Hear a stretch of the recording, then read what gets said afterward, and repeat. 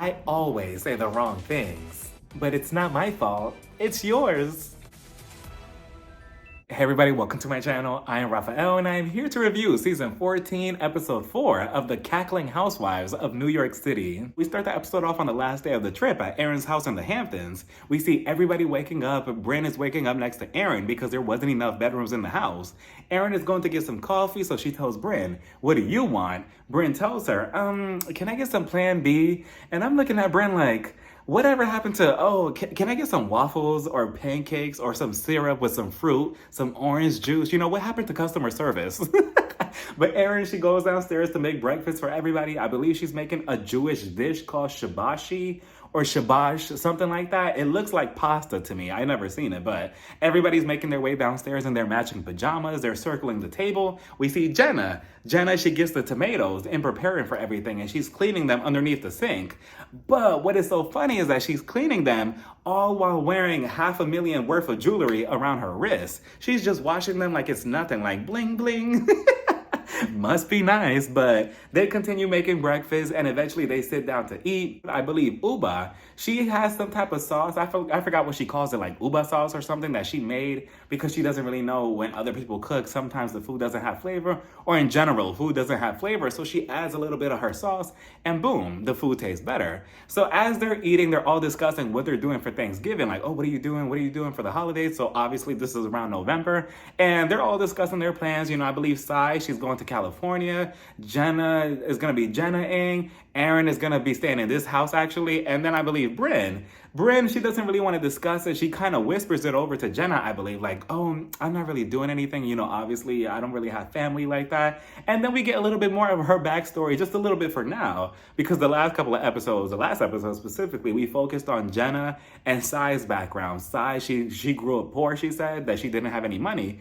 Jenna, on the other hand, you know, let's discuss what she let out last episode, I believe. She lets us know that she's in a relationship with another woman, but she's not going to bring her onto the show. She does not want to discuss her relationship in any type of aspect, and that's that. And I believe it's because the woman is not out. I could be wrong, but regardless, and I respect it too. I understand it as a gay man myself. I get it, but you know, Jenna, it's almost like, did you not know that you were signing up for a reality TV show? Like, you have to show that type of aspect of your life. This is called The Real Housewives. You know, I'm expecting everybody to be married or to be at least in a relationship or something, but I don't know. I don't see that working out in her favor in the long run. Because eventually, I'm pretty sure that the rest of the cast are going to be looking at Jenna like, we're all sharing this, and this aspect of our life and our marriages or our failing marriages, in Jessel's case.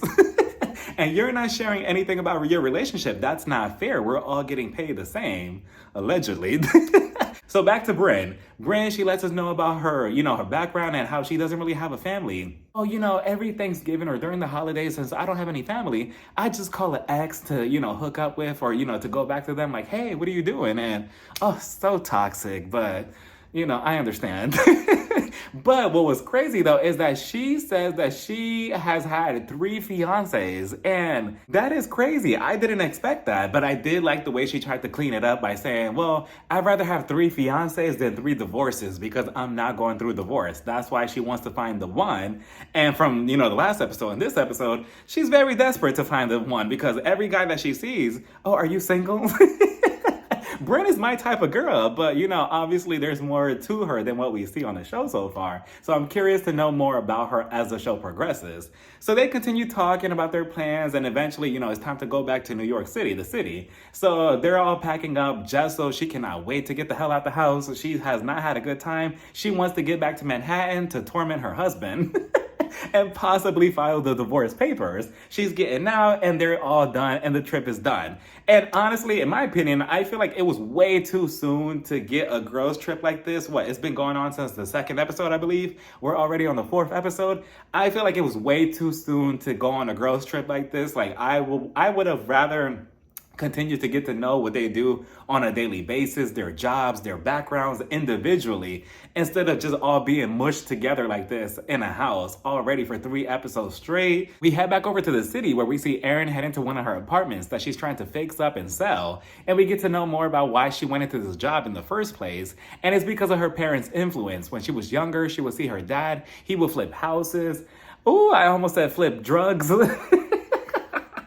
No, he didn't do that. At least I don't think he did, allegedly. But he would flip houses, apartments, buildings, and all of that. The mom did something similar, and she got influenced, and here we are. It's funny how parents influence your career choice sometimes. And I also love that she's very fluent in Spanish, and she speaks a lot about it. She speaks a lot in Spanish to her employees. She was telling them, ¿será que esta cama la ponemos en este cuarto aquí, en este cuarto blanco? Pero no sé si debe de estar al lado de la ventana. ¿Qué tú crees? I love that. Now, what I don't love is that she is being dragged online as we speak, actually, because allegedly, supposedly, she donated money to that clown who was in office like 2-3 years ago into his campaign. But now Erin is denying it, and she's backpedaling and saying, no, it's not what it looks like. But, the people have the receipts, and it's not looking good in her favor. So I wonder if Andy's gonna bring that up at the reunion or on Watch What Happens Live if she shows up. Also, did she call her business Homegirl? Then we see Brynn at a hair salon getting her hair done, and I continue being more and more curious about her life because I did not know that she was black, she's half black, she's biracial. I did not know that until she actually admitted it this episode. Did anybody else see that coming, or was it just me? I don't know. But she's sitting down, she's getting her hair done, the hairdresser and her, they're talking about how, when she was younger, she wasn't really exposed to the black community. The only way she did was because I believe her grandmother had a black friend, I believe, who told her, I think that you should take Brynn to a black hair salon. So she did, and she would spend hours or the whole day there trying to get to know everybody and being in the black community herself. And that was her only exposure to it because her parents never took the time to do it for her. And I believe that her dad was black and her mom was white. She also lets us know that when she was younger, she was ashamed to admit that she was black. And I'm assuming it was because of the way she looks, a white girl. So I'm pretty sure when she told people that she was black, they'll look at her like, no, you're not. You're clearly white. What are you talking about? When black people come in different hues and different complexions. And I wonder if as she grew older, how she wasn't exposed to the black community when she was younger. As she grew older, obviously you have choices of, exposing yourself to the black community, to your own community. I wonder if she took that opportunity or leaped into it to get to know more about that side of her. And Brynn is a very interesting person. I like that she's very honest with her life, and she's an open book with everything, even if some things make her emotional. And it's only episode 4. I'm pretty sure that she has a lot more to unpack as the season goes on. Then we head over to Uba's apartment, and she's having her friend/business consultant come on over. And this whole entire scene between her and her friend, the whole conversation was just very, very heartbreaking to listen to. It was so sad. I had tears in my eyes just listening to everything that Uba was sharing with us. Between her, Jenna, Brynn, and Sai, they have shared so much in the last, 2-3 episodes this season, and I really appreciate that. She wants some help with her sauce that we mentioned earlier, her Uba sauce, Uba Hot, I believe it's called. She also feels like she has no type of family community, like an uncle, an aunt, somebody to really support her, like, oh, maybe you should do this. So Kathleen tells her, well, you have your friends, you're not alone. But Uba, she tells her, well, I do feel alone. I do feel alone because, my mother's not here. And then that's when we find out that her mother, unfortunately, has passed away back in 2012. And Uba, she breaks down, she starts crying. And again, the whole scene, I was just watching it with like glossy eyes. It was very hard to watch, and I felt for her. I feel for anybody who has lost their mom. I cannot imagine the pain and the feeling, just insane. But she's going through that, and she feels that, yeah, she could have all these friends, she could have this job, this, but if she doesn't have her mom to support her or to be her backbone, then she has nobody, because typically she would just call her mom like, oh, hey mom, what should I do? And her mom will push her like, you should do this, or get going. And now that she doesn't have that, she kind of feels lost. So then in the confessional, she continues breaking down, she's crying, the tears are coming out. Like I said, the whole entire scene was just very heartbreaking to watch. She tells us, if your mother is still alive and you don't have a good relationship with her, I would suggest to fix that, because once she's gone, she's gone. And it's a sad reality, and I appreciate Uba's honesty and her rawness and her emotions to just let us all know about her life like this. Like, it was very sad to watch. We then see Sai and her husband David at their apartment. They're cleaning up, they're washing dishes, and I didn't know until somebody pointed out in the comments to me that Sai has kept her husband hidden from her social media for years, for the entire time until this show, and she has kept him a secret. So why is that? Does anybody know why? Is that that a thing? Like, Sai, is there some explaining that you need to do at the reunion? Like, is he somebody else's husband? Is he your sneaky link trying to, dress him up as your husband on the show? Like, what's happening? But I guess we'll get there. But she's talking to him about what happened at the trip and how Brynn doesn't have any family to do anything during the holidays. So maybe she should throw a friendsgiving so that way she doesn't feel so alone at her apartment. Just say that you want to show off your apartment and that's that side. But it is a nice idea and it's much better than what Brynn does anyway. Originally, she told us that she calls up her exes during the holidays to spend time with them, and that's no good, right? Right? No, right. Don't do that. So she calls up Brynn, and Brynn is completely down for the idea. She's excited. She's like, yeah, I'm completely down. Whatever footage I can get on this show, I want to be a part of it. So then they start talking about Jessel and her relationship, her marriage that's slowly falling apart, and we're only on episode 4, and how Jessel revealed to us that she hasn't had sex with her husband in like 2 years, I believe, since the kids were born. And they're like, oh, maybe they should go away separately together. Maybe we should plan that for them. And I'm like, Sai, stop. Stop right there. You're a content creator. You're not a marriage counselor. Cut it out. But David, he jumps in it and he's like, well, you know what? I feel like both of you are being too tough on her. It's a lot to have 2 kids. We don't know what she's going through emotionally. And I mean, I kind of understand what he's saying, but at the same time, putting the intimacy aside, I still don't see it for Jessel and her husband, but we'll get there when we get there. And speaking of, we see Jessel and her husband Pavitt at their apartment. They're discussing what school they should send their children to. And Jessel, ooh, she's a bougie one, huh? Because she does not want anything broke. She wants her children to go to the finer things in life, where schools, they offer charcuterie boards. And I'm like, what does that have to do with the children's education? But she continues on by saying that it's not only about education, but about networking, getting to know the other parents, getting to know other people who are in higher power. And aren't your children like 2 or 3? Like, what networking are they gonna do? Like, during nap time, they're gonna talk to the other children like, hey, Goo Goo Gaga, do you wanna invest in my diaper collection? Like, what? Jessel is crazy, but she's good on the show. And Pavitt, he's just like, no, we shouldn't do that. But then in the confessional, she's bothered because she was just like, what I really don't understand with Pavitt is why does he want to send our children to public school? Like, who would do such a thing? That's such a crime. And I'm like, ooh, public school is bad for you? Okay, Miss New York. So then she starts talking about the whole trip, at Erin's house in the Hamptons, and how she didn't really enjoy herself because everybody took what she was saying the wrong way. She was just like, Pavitt, I really don't understand. Like, I said it was cold, and I don't get it. Like, people were coming at me for no reason. And then Pavitt's just like, maybe it's your tone. You do have a tone. We have seen it. You have a tone, a way of speaking that it could rub people the wrong way. And Jessel, ooh, she's just like me because I jumped to conclusions, and so does she. She was just like, are you calling me a bitch? Oh, Jessel is going to be a fun time on this show. We also see Jenna heading over to Erin's apartment. Erin, she pours her a cup of coffee in a titty cup. They sit down to talk, and Jenna, to my surprise, she's gonna be the bone collector this season, I'm guessing, because she starts telling Erin right away. So, me and Jessel, we actually had a one-on-one conversation at that shop on your trip, and I was telling her about her tone of voice, about how she comes off to everybody, and then in the confessional, she did say that Jessel is very tone deaf. She doesn't really see her own behavior, how she talks, how she come off to other people. And, that could be a benefit to Jessel, because that's what makes for a good housewife, unless you take it too far. But for now, it's okay, I guess. But she's telling Erin, yeah, she also said, she also called you all a bunch of cackling hags. And Erin was just like, what? Cackling hags? How dare she? You know what? What she really needs to worry about is getting fucked.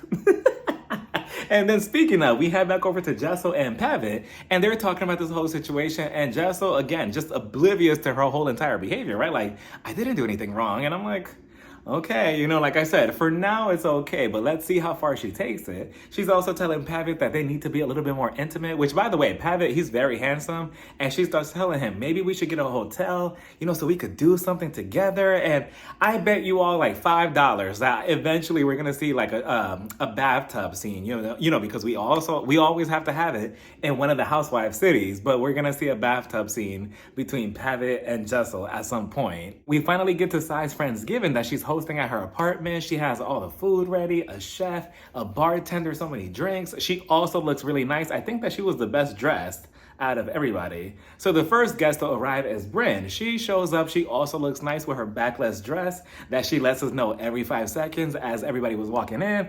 Already, she's introduced to the chef, and the chef is telling them, oh, we have fried potato chips on the menu. And I'm like, fried potato chips? You mean Lay's?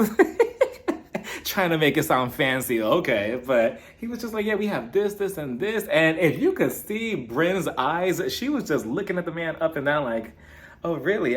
So what else? I kind of like that. And I guess Sai, she picked up on that behavior. So she was just like, he's not single.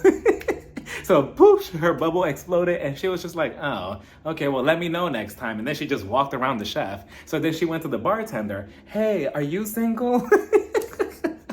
Brynn is so much fun, and the bartender is just like, no, I'm actually married. And she was just like, ugh, okay, fine, whatever. So she sits down. The next guest to arrive, I believe, is Uba. She looks nice with her gold dress. And then the way, what's her name? Brynn, she introduces herself to everybody. She's at the door like, hey, you want to look at my backless dress? How are you? So she walks in, Erin walks in, she looks good. What's her name? Jenna, she walks in. They start discussing Jessel's cackling hags comment. They're like, yeah, did you hear about that? And Uba, she was just like, what? No, she didn't. Wait a minute, what does that mean? She's offended, but she doesn't know the definition. And she was just like, what is cackling? Cackling? Cackling. And she's trying to pronounce it. And then Brynn, she was just like, it's cackling. Cockless? Oh, cockless. Oh, no, I wouldn't want to live there.